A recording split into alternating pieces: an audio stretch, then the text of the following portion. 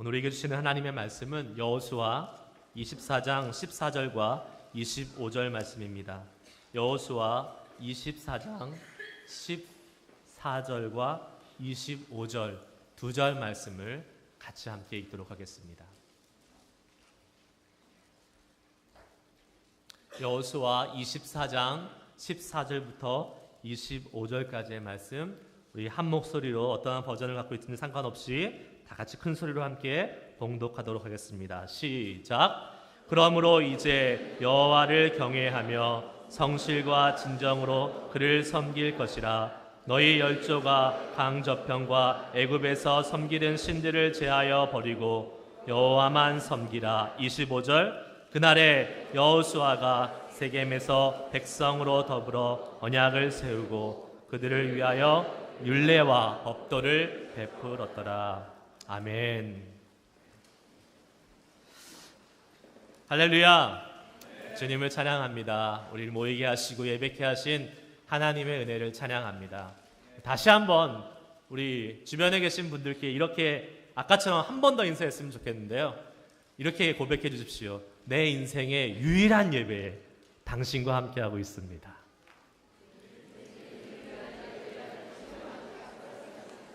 정말 의미 있는 거 아니겠습니까?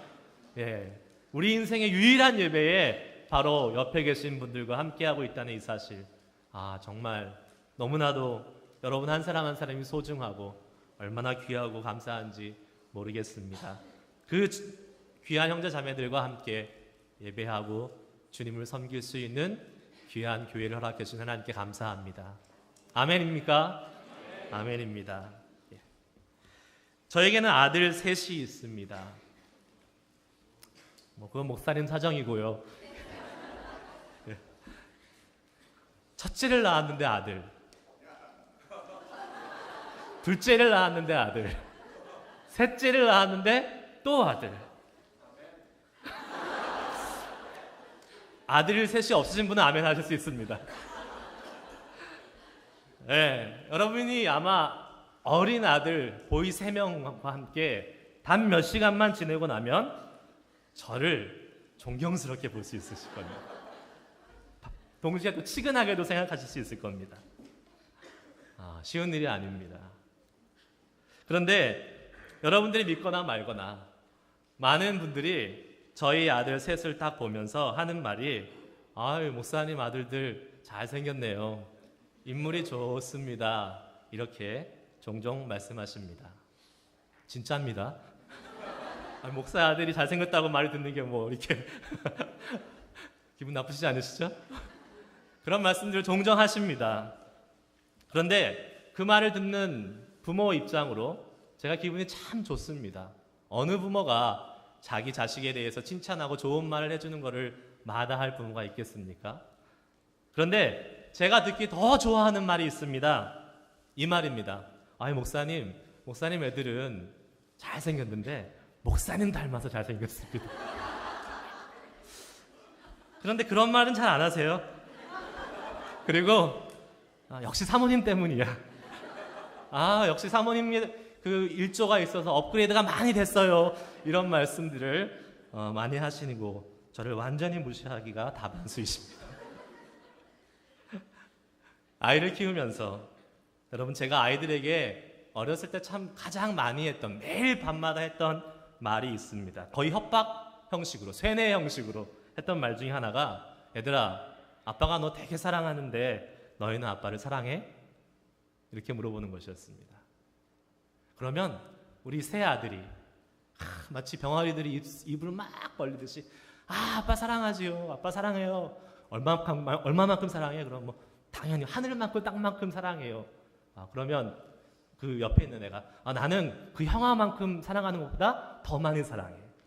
그럼 마지막 애가 나는 지금 우리 두 형들보다 더 많이 사랑해. 이렇게 하면서 계속 저를 향한 사랑 고백이 계속되었던 시절이 있었습니다. 지금은 잘 안 그래요, 컸다고. 그런데 저희 아들들이 저를 사랑하는 것 당연히 알지요. 근데 왜 그렇게 계속 물어봤을까요? 왜 계속 매일같이 밤마다 저를 사랑하냐고 물어봤을까요? 그 의도가 있었습니다. 그것은 한 번이라도 더 말로 그 사랑을 고백하게 하고 표현하게 하고 그 마음속에 그 사랑이 다시 한번 재확인되고 또 그렇게 고백하는 순간 그 마음속에 부모를 향한 사랑과 그 마음들이 다시 새롭게 자리 잡는다는 것을 잘 알고 있기 때문에 저는 일부러라도 그렇게 많이 했던 기억이 납니다. 성경에도 이런 말씀이 있지 않습니까? 사람이 마음으로 믿어 의에 이르고 입술로 시인해서 구원에 이르느니라. 로마서에 있는 말씀처럼 우리가 자주 사랑을 고백하고 입술로 표현하고 계속해서 우리의 사랑을 이야기하는 것, 특별히 주님을 향해서 더욱더욱 우리의 사랑을 고백하는 것은 단 한 번으로 끝나는 것이 아니라 영원토록 계속돼야 될 줄 믿습니다. 하나님과 우리 사이에도 정말로 이러한 사랑 고백들이 계속해서 지속되고 주님을 향한 고백, 헌신, 결단들이 날마다 새롭게 일어날 수 있는 우리의 귀한 새누리교회 공동체가 될 수 있기를 축복합니다. 오늘 본문 말씀은 여호수아 24장에 있는 말씀입니다. 이스라엘 백성이 출애굽을 한 후에 광야에서 오랜 세월을 지내고 그리고 가나안 정복 전쟁을 막 치르면서 이제 가나안 땅에 드디어 안착하려고 하는 그 순간에 여호수아는 이스라엘 백성들을 다 모아서 하나님과 다시 한번 그 관계를 새롭게 할 것을 요구하고 있는 부분이 바로 오늘 24장 여호수아 24장의 말씀입니다. 이곳이 바로 세겜이라는 곳이지요. 그래서 우리는 이 곳에서 일어났던 이 사실을 세겜 언약 체결이라는 말로 이야기하기도 합니다. 성경을 좀 잘 아시는 분들 아니면 이스라엘의 역사를 아시는 분들 이 세겜 언약이 이스라엘에 있어서 첫 번째 언약이 아니었다는 사실은 여러분 아마 잘 알고 있을 것입니다. 세겜 언약 이전에도 이스라엘은 하나님과 많은 언약을 계속해서 맺어 왔었습니다. 창세기 1장 2절 아담과 하와에게 주신 언약들, 아브라함에게 주신 언약들, 그리고 또 노아에게 주신 언약. 이스라엘 백성은 계속해서 개인적으로나 공동체적으로나 하나님의 언약을 받고 또 새롭게 해왔습니다. 그 중에 대표적인 거 하나를 볼까요? 우리 보면 출애굽기 19장 5절 6절 말씀을 한번 보도록 하겠습니다. 같이 한번 읽어보겠습니다. 시작. 세계가 다 내게 속하였나니 너희가 내 말을 잘 듣고 내 언약을 지키면 너희는 열국 중에서 내 소유가 되겠고 너희가 내게 대하여 제사장 나라가 되며 거룩한 백성이 되리라. 너는 이 말을 이스라엘 자손에게 고할지니라. 아멘. 시내산에서 이스라엘 백성들이 하나님의 백성으로 처음 공동체적으로 하나님과 새로운 관계를 맺고 하나님의 백성으로 우뚝 서는 순간에 맺어졌던 언약입니다. 그 언약을 가지고 광야를 거쳤고 가나안 땅을까지 들어왔던 것이지요. 이와 같이 수많은 하나님과의 관계의 새로움, 이 언약의 갱신들이 계속해서 이루어져 왔습니다. 그런데 오늘 본문 말씀에 또 하나님은 여호수아를 통해서 이스라엘을 향해 다시 한번 그 하나님의 관계를 새롭게 하고 가나안 땅의 삶을 시작할 것을 요구하고 있습니다.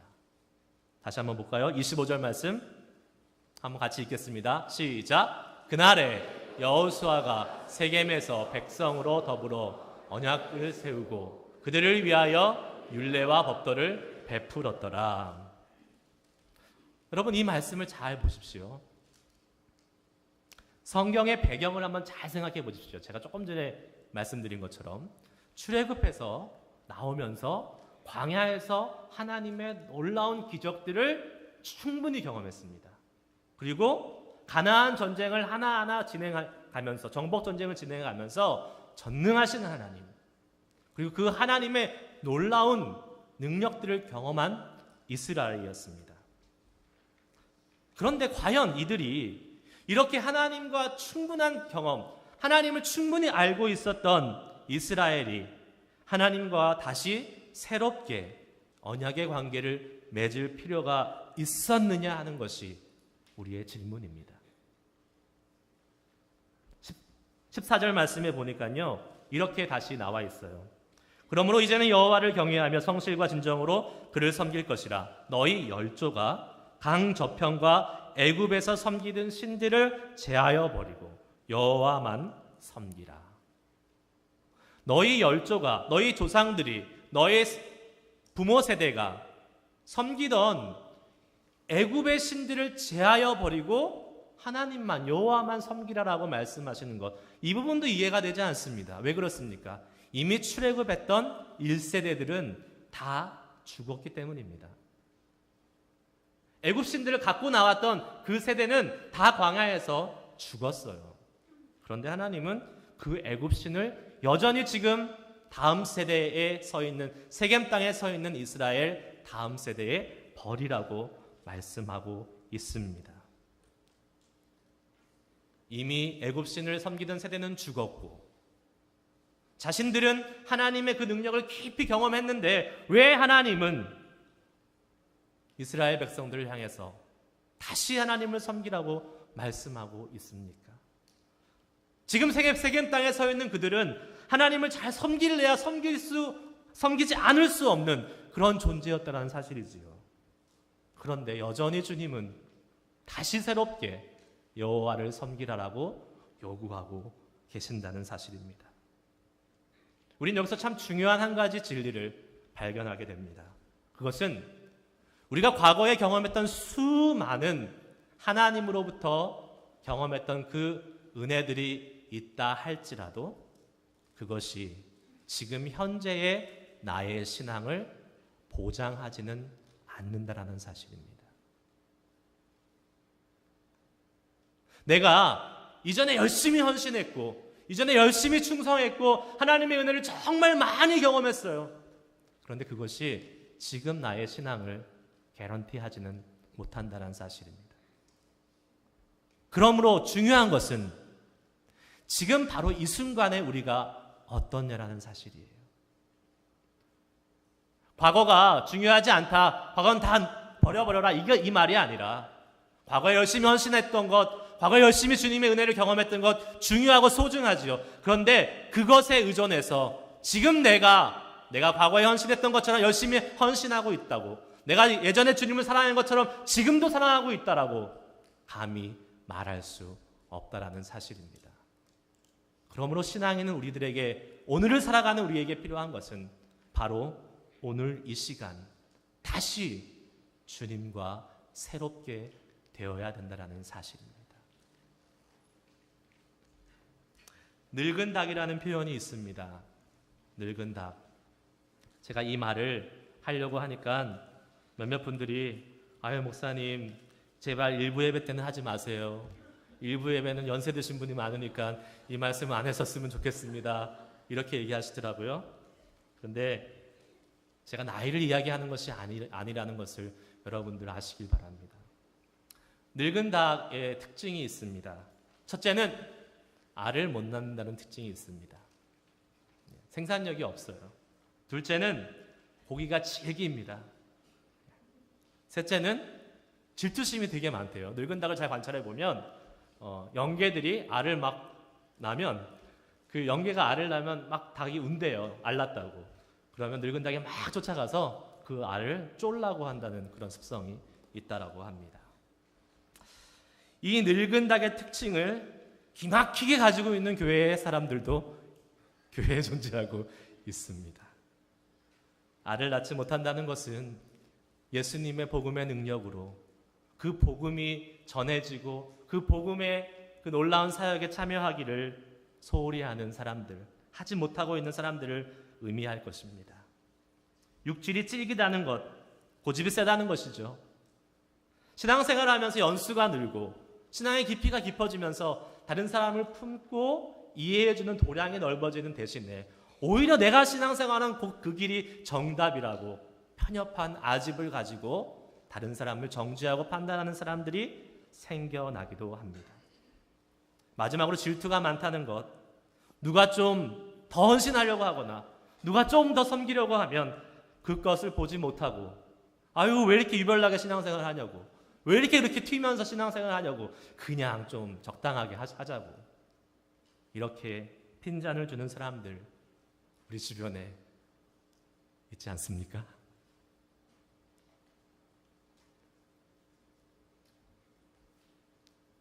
늙은 닭이 많으면 교회에 많은 문제가 생깁니다. 소망이 없습니다. 저는 육체적인 나이를 말하는 것이 아니라고 분명 말씀드렸습니다. 육체적인 나이하고는 전혀 상관이 없습니다. 나이가 들수록 육신의 기력은 비록 쇠해가나 주님을 향한 그 열정과 사랑이 넘쳐나서 그 신앙의 연륜을 가지고 후배들을 돌보고 정말로 그 귀한 그 신앙의 경험을 가지고 후배들을 챙기고 세우는 그러한 믿음의 선배들이 분명히 있습니다. 그러면 그분은 나이는 많지만 영계입니다.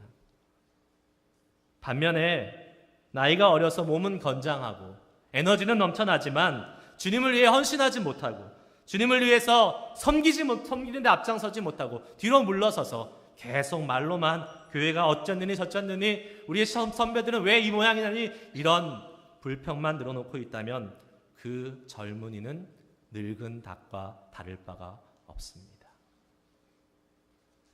여러분, 오늘 나는 주님을 이전보다 더 사랑하고 있습니까? 오늘 나는 어떤 모습입니까?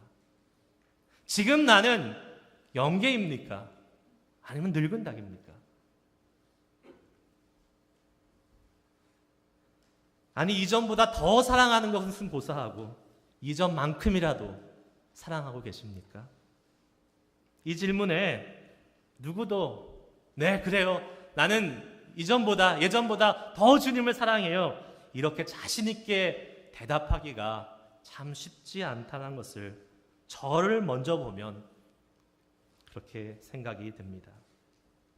하나님의 은혜를 이미 많이 경험했지만 그리고 지금까지 수년 동안 하나님을 섬겨왔지만 하나님만을 온전히 섬기지 못했기 때문에 우리의 너무도 연약한 모습이 그 가운데 보이는 것을 우리는 부인할 수가 없습니다. 세겜 앞에 서 있는 이스라엘의 모습들이 바로 우리의 모습이 아닌가라는 생각을 하게 됩니다. 주님을 섬긴다고, 주님을 경험했다고, 주님을 사랑한다고 열심히 달려왔는데 정작 하나님은 너희 안에 있는 우상을 제하고 여호와만을 섬기라 다시 말씀하고 있는 그 말씀이 지금 우리에게도 들려지고 있는 것입니다. 하나님보다 직장이 먼저였습니다. 하나님보다 아이가 먼저였습니다. 하나님보다 자녀들 입시가 먼저였습니다. 하나님보다 내 자식이 성장하고 나니까 그 자식의 결혼과 그 자식이 낳은 손주가 먼저였습니다. 하나님보다 내 건강과 내 여가 생활이 더 먼저였습니다. 저는 이것들을 팽개치고 이것들에 대해서 관심을 갖지 말라는 말씀이 아닙니다.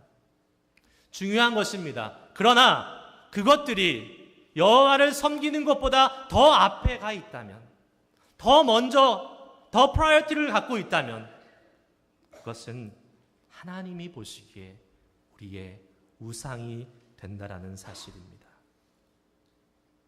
여러분, 우리 언제까지 이렇게 살아야겠습니까? 언제까지 하나님보다 다른 것을 먼저 앞에 두고 살아야겠습니까? 저는 소망합니다. 오늘 이 예배 시간에, 이 자리에, 이 시간에 우리가 다시 한번 하나님보다 더 사랑하는 것, 하나님과 같은 레벨에 놓고 같이 섬기고 있는 것, 나는 아니라고 말하지만 내 속에서 깊이 내 자신을 들여다보면 아직도 하나님과 같이 중요하게 여기고 있는 그것들 다 내려놓을 수 있기를 주님의 이름으로 축복합니다. 그리고 주님과 우리와의 관계를 이 시간 다시 새롭게 할 수 있는 그러한 다시 한번 주님과 새롭게 되는 시간이 이 예배 시간을 통해서 이루어질 수 있기를 축복합니다. 아멘.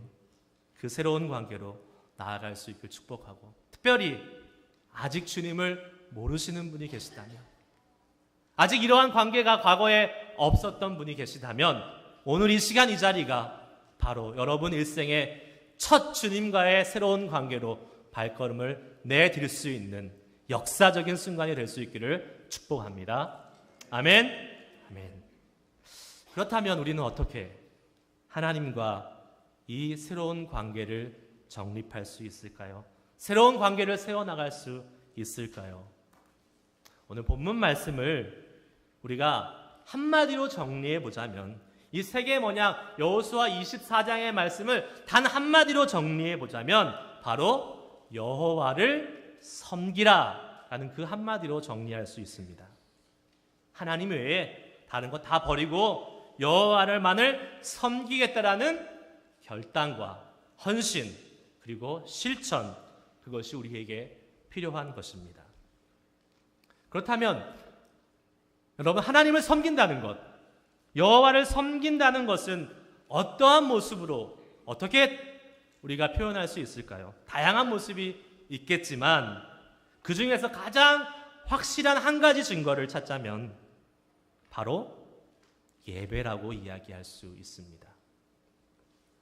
하나님과의 관계는 예배를 통해서 새롭게 될 수 있습니다. 다른 말로 바꾸어 말하면 여호와를 섬긴다는 것은 바로 하나님을 예배한다는 것입니다. 그런데 오늘 14절 말씀에 다시 한번 보면 이 하나님을 어떻게 섬기라라고 나오냐면 성실과 진정으로 그를 섬기라라고 나와 있는 것을 보게 됩니다. 다시 바꾸면 성실과 진정으로 예배하라라는 말씀으로 바꿀 수 있겠습니다. 바로 지금 이 시간이, 예배하는 이 시간이 저와 여러분이 하나님과 새롭게 되는 자리입니다. 그러므로 우리가 이 매 예배 시간을 정말 소중히 여겨야 됩니다. 이 예배를 실패하면 우리는 하나님, 다시 주님과의 관계를 언제 다시 새롭게 할지를 모릅니다. 다시 일주일을 기다려야 될지, 다시 몇 주를 기다려야 될지 모릅니다. 하나님, 나에게 주신 유일한 이 예배, 내 인생에 있어 유일한 이 예배를 주님께 최선으로 그리고 진실되게 드리기를 소망합니다.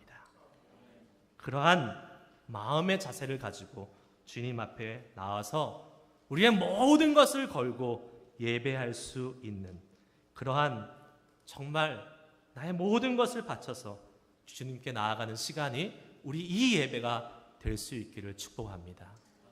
아멘. 여러분, 성실과 진정이라는 이 단어, 히브리어 원어를 좀 살펴봤습니다. 그랬더니 이 히브리어 원어의 원래 뜻이 예배와 너무나 밀접한 관계가 있는 것을 발견하게 되었습니다.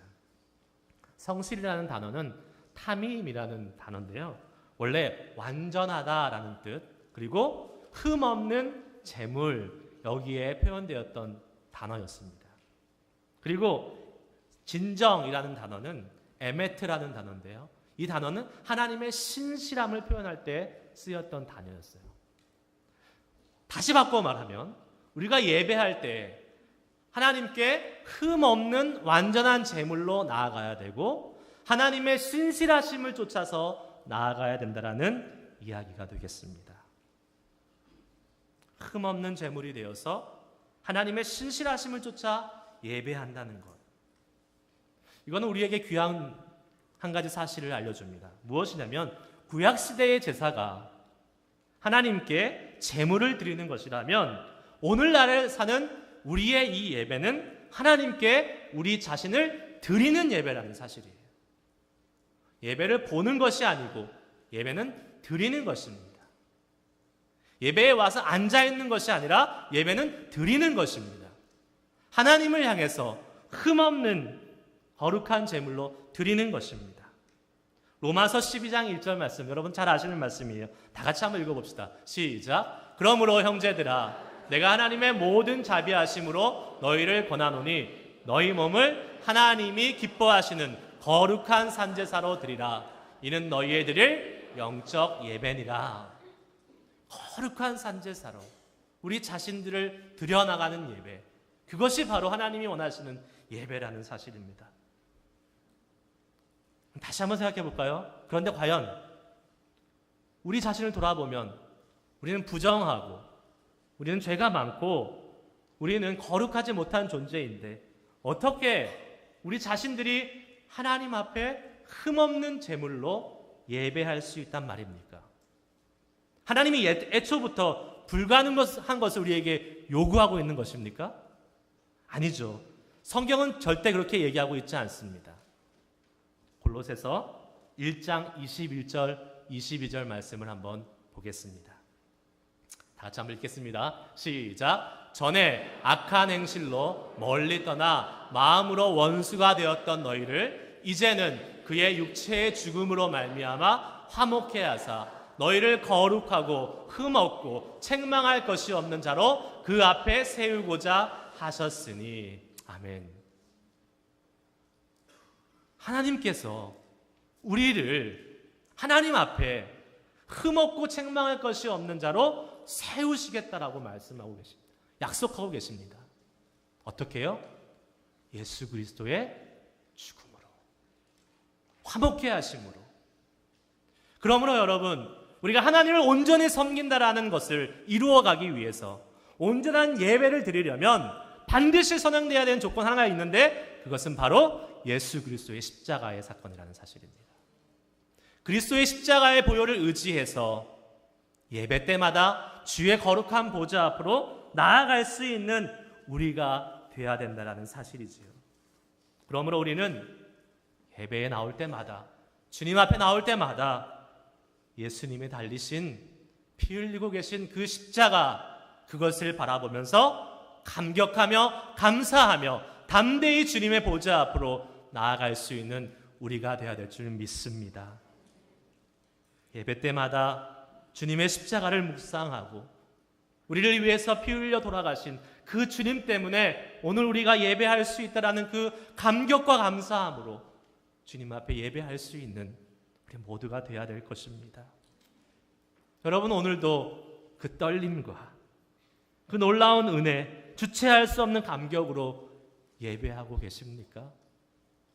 아니면 나의 마음은 다시 한번 예전에 드렸던 그 예배를 그냥 추억만 하고 있고 나의 마음은 돌같이 굳어져서 오늘도 이 예배를 그냥 아무런 생각 없이 그냥 때우는 예배로 주님 앞에 드리고 있지는 않습니까? 여러분의 예배는 어떠한 예배입니까? 아니, 우리의 예배는 어떠한 예배가 되어야겠습니까? 저는 새누리교회에 와서 예배할 때, 처음 예배 드릴 때 있었던 그 감격을 잊을 수가 없어요. 정말 하나님 앞에 이렇게 예배하면서 나아가며 아름다운 찬양, 영성 있는 찬양, 같이 함께 모여서 이렇게 정말 큰 교회를 이루어서 주님께 예배할 수 있다는 이 사실이 얼마나 감사한지 몰라요. 그런데 여기서 은혜 받지 못하면 우리는 어디 가서 은혜 받을 수 있단 말입니까? 여기서 예배하지 못한다면 우리가 어디 가서 주님께 온전히 예배할 수 있다는 말입니까? 지금 이 시간 다시 한번 정말로 십자가를 바라보면서 우리 안에 그 떨림과 감격과 하나님이 주셨던 그 은혜의 감동으로 예배할 수 있는 그 날을 오늘 이 예배를 통해서 회복하실 수 있기를 주님의 이름으로 축복합니다. 그런 예배 되길 소망합니다. 우리 새누리의 예배가, 저와 여러분의 예배가 그런 예배 되길 소망합니다. 할렐루야. 아멘. 주님의 십자가로 나아가는 예배, 주님의 십자가로 거룩하게 흠없이 드려지는 예배, 그 예배가 우리 가운데 있어야 될 것입니다. 이것이 흠없는 예배의 영적인 측면이라면 저는 동시에 흠없고 온전한 예배의 실질적인 측면을 같이 함께 말씀드리고 여러분들께 같이 함께 권면해 드리고 싶습니다. 바로 정말로 문자 그대로 온전한 예배입니다. 완전한 예배입니다. 시간적으로 처음부터 마지막까지 완전하게, 온전하게 드리는 예배를 말하는 것입니다. 한국교회에서 잘못된 인식이 하나 생겼어요. 예배에서 제일 중요한 거는 설교 말씀이다. 하나님 말씀이다. 그래서 설교를 놓치지 않으면 예배를 잘 드렸다고 생각을 합니다. 늦게 오거나 일찍 가도 설교 처음부터 끝까지 들었으면 나는 예배를 잘 드렸다라고 생각을 합니다. 잘못된 생각입니다. 그런 말 어디에도 없습니다. 설교 말씀이 중요하지 않다는 것이 아닙니다. 그러나 그게 제일 중요한 것은 아니라는 것입니다. 모든 순서 하나하나가 빠짐없이 하나님 앞에서 소중하고 주님께 온전히 드려야 될 순서들인 것입니다. 만약 많은 분들이, 여러분들이 설교가 제일 중요한 거야, 그걸 놓치면 안 돼, 그런 마음이 있다면 저는 강력하게 건의를 해서 설교를 제일 처음에, 예배 시간 처음에 시작하고 그 다음에 찬양하고 기도하고 이렇게 하도록 해볼 것 같은 생각이 듭니다. 왜냐, 그만큼 처음부터 빨리 와서 일찍 와서 한순간도 놓치지 않는 그 소중한 예배 시간에 흘러넘치는 하나님의 은혜를 경험하고 주님께 온전히 드리자라는 의미에서 그렇습니다. 많은 분들이 말씀의 은혜 많이 받았습니다. 성가대 찬양의 은혜 많이 받았습니다. 찬양팀 너무 좋은 찬양으로 은혜 많이 받았습니다. 이렇게 이야기를 합니다. 그런데 저는 물론 거기에도 너무나 큰 은혜가 있지만 하나님께서 우리 예배의 한 순서 한 순서를 얼마나 소중히 여긴다는 사실을 정말 경험적으로 깨닫고 느끼게 하십니다. 오늘도 그렇지만 대표 기도하시는 분이 정말로 일주일 동안 잘 준비하고 기도하면서 우리 샘들을 대신해서 대표해서 주님께 올리는 그 기도를 듣고 아멘으로 화답하면서 있을 때에 그 기도가 대표 기도하는 한 사람의 기도가 아니라 우리 모든 새누리의 기도, 나의 기도가 되어서 주님께 드려질 때에 아멘, 아멘 하면서 같이 기도하면 어쩔 때는 대표 기도의 은혜가 더 많아요. 교회 소식을 들으면서, 광고를 들으면서 우리 교회 가운데 역사하시는 하나님의 일하시는 손길을 부분 하나님이 이렇게 섬세하게 이 분야 저 분야 다 간섭하고 계시고 다 주관하고 계신다는 그 놀라운 하나님의 일을 교회 소식을 나누는 그 순간에 보면서 하나님 참 감사합니다. 하나님 정말 고맙습니다. 우리 교회에 함께해 주신 주님을 찬양합니다. 광고로도 은혜를 누릴 수 있습니다. 한 순서 한 순서 소중하지 않은 것이 없습니다. 사실 제가 말씀을 준비하면서 여러분의 스마트폰을 꺼내서 그 스마트폰에 다음 주일 아침에 집에서 출발하는 시간을 다시 한번 세팅을 하자라고 강력하게 하고 싶었지만 그렇게까지 우리 새누리 교인의 수준이 낮지는 않다. 말씀을 듣고 자발적으로 이미 다 하실 거라는 감동이 있었기에 그렇게는 하지는 않도록 하겠습니다. 웃자고 제가 말씀드렸지만 여러분 정말 중요합니다. 예배 시간 이 반만 채워서 처음에 시작하는 이 예배, 하나님 입장에서 보면 반쪽 예배가 될 수도 있잖아요. 내 자신의 만약에 앞에 잘라먹고 들어가면 온전한 예배 드릴 수 있다고 할 수 있겠습니까? 예배는 왔다가는 갔는데 찜찜하잖아요.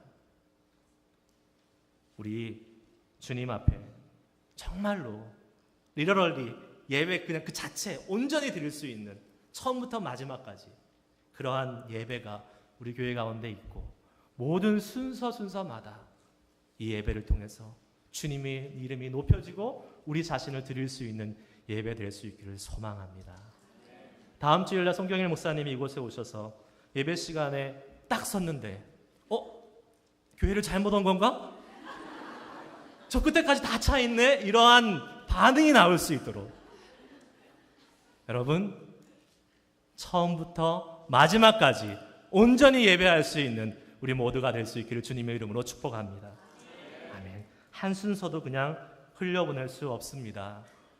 모든 순서에 정말로 우리 자신을 드려가면서 흠없는 제물로, 흠없는 주님이 받으시기에 합당한 모습으로 하나하나 완전한 예배 가운데 나아갈 수 있는 우리 모두가 된다면 우리는 은혜 받기 위해서 예배하지 않습니다. 우리를 드리기 위해서 예배하는 것입니다. 그러나 우리가 드리고 나면 하나님은 은혜를 덤으로 주시는 것입니다. 은혜를 보너스로 우리에게 허락해 주실 줄 믿습니다. 누구보다도 헌신하며 복음을 위해서 일생을 살았던 사도 바울. 고린도전서 15장에서 이렇게 이야기합니다. 나는 매일 죽노라. 나는 매일 죽노라. 무슨 말이에요? 십자가 앞에서 매일 죽고 다시 새롭게 매일 태어난다라는 이야기입니다. 바울 사도가 하나님을 향한 열정이 없어서 그랬습니까? 이전에 헌신하지 않은 사람이라서 그렇습니까? 아닙니다. 하나님과의 관계는 매일 매 순간 새롭게 세워져야 되고 새롭게 다시 한번 주님께 헌신하고 사랑을 고백해야지만이 그 관계가 다시 온전히 주님과 다시 한번 세워질 수 있고 우리의 신앙이 다시 한번 새롭게 주님을 향해서 나아갈 수 있기 때문인 것입니다. 내가 어제 충성되었다고, 내가 과거에 열심히 했다고 지금 그러라는 보장은 결코 없습니다. 지금이 중요합니다. 우리 언제까지 옛날 얘기하면서, 언제까지 과거 얘기하면서 그것에 머물러 있겠습니까? 언제까지 세상과 주님 사이에 갈등하면서 머뭇거리시겠습니까? 언제까지 무기력한 그리스도인으로서 이렇게 계속 살겠습니까? 우리 언제까지 이 예배를 그냥 때우는 것으로 잘라먹는 예배를 드리면서 이렇게 찜찜하게 살 것입니까? 언제까지 우리 이렇게 주님을 향한 헌신을 뒤로 미룰 것입니까? 저는 소망합니다. 바로 지금 이 자리에서 다시 주님께 헌신하시고 다시 주님과의 관계를 새롭게 할 수 있는 우리의 예배가 될 수 있어야 될 줄 믿습니다.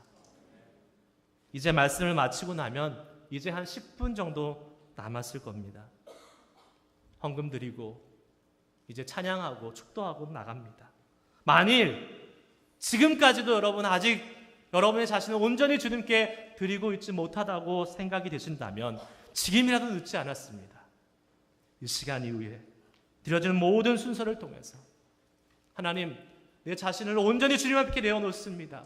흠없는 제물로 주님 앞에 내어놓습니다. 예수님의 보혈로 다시 한번 정결케 하여 주시고 주님 나를 받아주시옵소서. 나를 새롭게 하여 주시옵소서.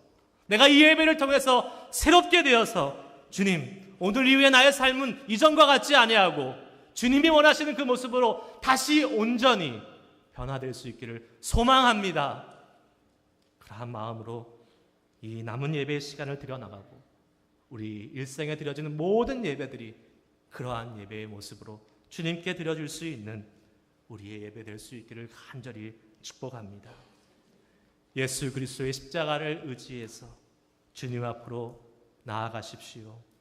그리고 주님께 온전히 저와 여러분들을 드려서 거룩한 제사로, 거룩한 제물로 주님께 드리는 온전한 예배로 다시 한번 오늘 이 시간 저와 여러분과 주님과의 관계가 새롭게 될 수 있기를 주님의 이름으로 축복합니다. 고린도후서 5장 17절 말씀, 그런즉 누구든지 그리스도 안에 있으면 새로운 피조물이라 이전 것은 지나갔으니 보라 새 것이 되었도다. 이제 우리의 이 예배를 통한 삶이 다시 한번 새롭게 된 삶, 다시 한번 새로운 하나님의 형상을 입은 새로운 피조물로서의 삶, 이전의 내가 아닌 더 주님을 향해서 헌신하고 더 주님을 향해서 섬기며 나아갈 수 있는, 더 사랑하며 나아갈 수 있는 그러한 새로움이 우리 가운데 풍성해질 수 있기를 주님의 이름으로 축복합니다. 기도하시겠습니다. 하나님, 오늘도 말씀을 통해서 우리를 향하신 주님의 마음과 우리를 향해서 말씀하고 싶으신 하나님의 뜻과 하나님의 소원들을 깨닫고 알 수 있는 시간 갖게 하시니 감사합니다. 하나님, 말씀을 듣는 것으로 끝하지 않게 하여 주시고 이제 우리의 삶에서 다시 한번 주님을 향해서 새롭게 일어나기를 소망하는 저희들이 오니 주여, 이 시간 예수 그리스도의 보혈로 다시 한번 거룩케 하여 주시고 주님, 우리 일생에 단 한 번뿐인 이 예배 하나님께 온전히 끝까지 드러나갈 수 있는 저희 될 수 있도록 인도하여 주시옵소서. 다시 새롭게 주님과 헌신하고 다시 새롭게 주님을 섬기며 나아갈 수 있는, 다시 새롭게 주님을 사랑하며 나아갈 수 있는 저희의 이 귀한 예배 될 수 있도록 주님 역사하여 주시옵소서. 감사합니다. 주님 사랑하고 찬양합니다. 예수 그리스도 이름으로 기도드리옵나이다. 아멘. 목장에서 준비한 귀한 찬양 들으시면서